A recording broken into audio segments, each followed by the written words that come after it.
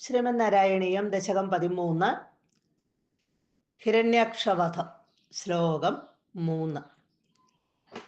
അഗജാനന പത്മാർക്കം ഗജാനനമഹരം നിശം അനേകദം തം ഭക്താനാം ഏകദന്തമുപാസ്മഹേ.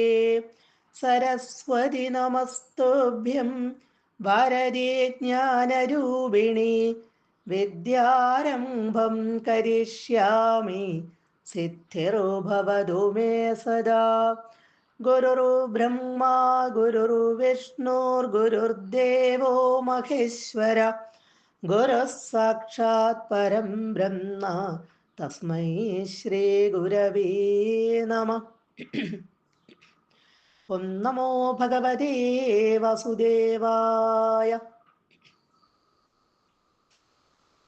അഹോ വാരണ്യോയം മൃഗ ഇതി ഹസന്തം ബഹുതരൈർ ദുരുക്തൈർവിദ്യന്തം ദിരിസുതമവജ്ഞായ ഭഗവൻ മഹീം ദൃഷ്ട്വാ ദംഷ്ട്രാശിരസി ചകിതാം സ്വേന മഹസാ പയോധൗ വാധായ പ്രസഭമുദയുംധാമൃതവിധൗ. കഴിഞ്ഞ ശ്ലോകത്തിൽ നമ്മൾ കണ്ടു, നാരദ മഹർഷി ഹിരണ്യാക്ഷന്റെ അടുത്ത് ചെന്ന് ഭഗവാൻ ഭൂമിദേവിയെ തൻ്റെ തേറ്റമേലെടുത്തുകൊണ്ട് സമുദ്രത്തിനടിയിൽ നിന്നും ഉയർന്നു വരുന്നത് കാണിച്ചു കൊടുക്കുന്നു.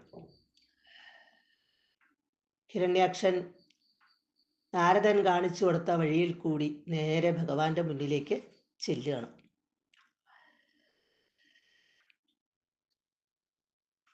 അഹോ കഷ്ടം, അയം ആരണ്യ മൃഗ. അയം ഇതൊരു ആരണ്യമൃഗ, കാട്ടുമൃഗമാണല്ലോ. ഹിരണ്യാക്ഷൻ നോക്കുമ്പോൾ ഭഗവാൻ ഒരു വലിയ പന്നിയുടെ രൂപത്തിലാണ് വരുന്നത്. വരാഹമൂർത്തിയാണല്ലോ ഇവിടെ. ആ ഭഗവാനെ കണ്ടു കഴിഞ്ഞപ്പോഴാ ഇതാണോ വിഷ്ണു? വേഗം ഹിരണ്യാക്ഷൻ പറയാണ്, കഷ്ടം, ഇതൊരു കാട്ടുമൃഗമാണല്ലോ. ഇതി എന്നിങ്ങനെ ഹസന്തം പരിഹസിച്ച് ചിരിക്കുന്നവനും, അതായത് പുച്ഛിച്ച് പറയുന്നവനും, ബഹുതരൈ പലതരത്തിലുള്ള, ദുരുക്തൈ ദുർവാക്കുകളാൽ, വിദ്യന്തം വേദനപ്പെടുത്തുന്നവനുമായ,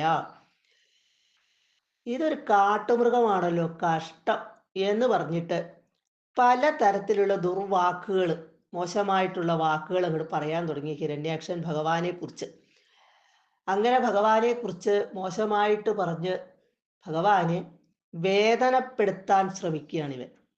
അങ്ങനെയുള്ള ദിതിസുതം, ദിതിയുടെ പുത്രനെ, അസുരനെ, ഹിരണ്യാക്ഷനെ അവജ്ഞായ അവഗണിച്ച്, കണക്കാക്കാതെ, അവൻ അവിടെ കിടന്ന് എന്തെങ്കിലും പറയട്ടെ എന്ന് കരുതി ഭഗവാൻ അവനെ അവഗണിച്ചു.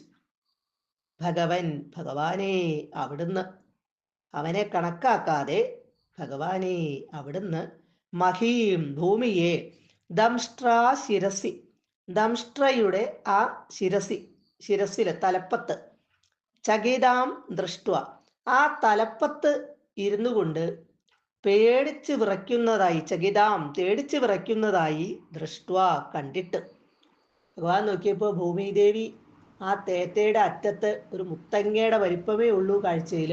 അത്ര വലുതാണ് ഇവിടെ ഭഗവാന്റെ രൂപം. ഭൂമിദേവി വളരെ ചെറുതായിട്ടിരിക്കുകയാണ്. അന്നേരം ആ തേറ്റേമ പറ്റി പിടിച്ചിരിക്കുക.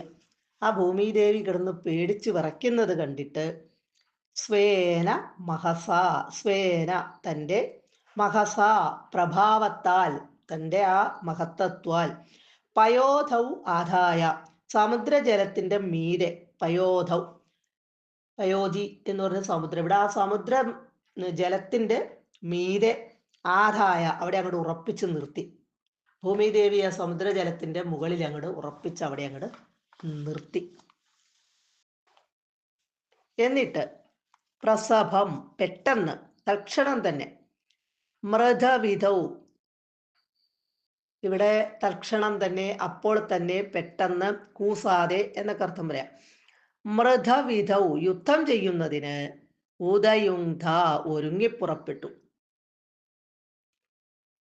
ഇവിടെ ഹിരണ്യാക്ഷൻ വളരെ പരമപുച്ഛത്തോടു കൂടിയാണ് പറയുന്നത്, ഈ നാരദൻ ഈ കാട്ടുമൃഗത്തെ, ഈ ക്ഷുദ്രജീവിയെ ആണോ എനിക്ക് കാട്ടിത്തന്നത്, കഷ്ടം എന്ന് പറഞ്ഞുകൊണ്ടാണ് അവിടെ കളിയാക്കി ചിരിച്ചത്, ഭഗവാനെ കളിയാക്കി ചിരിച്ചത്.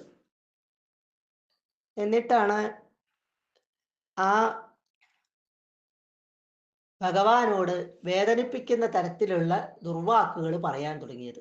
ഭഗവാൻ അതൊന്നും കണക്കാക്കാതെ നേരെ നോക്കിയപ്പോൾ ഭൂമിദേവി ദംഷ്ട്രയുടെ തലപ്പത്തിരുന്ന് പേടിച്ച് വിറയ്ക്കുന്നത് കണ്ടു.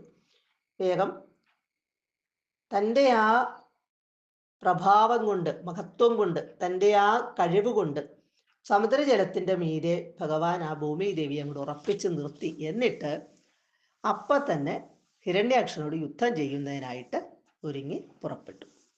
സർവത്ര ഗോവിന്ദ നാമ സങ്കീർത്തനം, ഗോവിന്ദ ഗോവിന്ദ.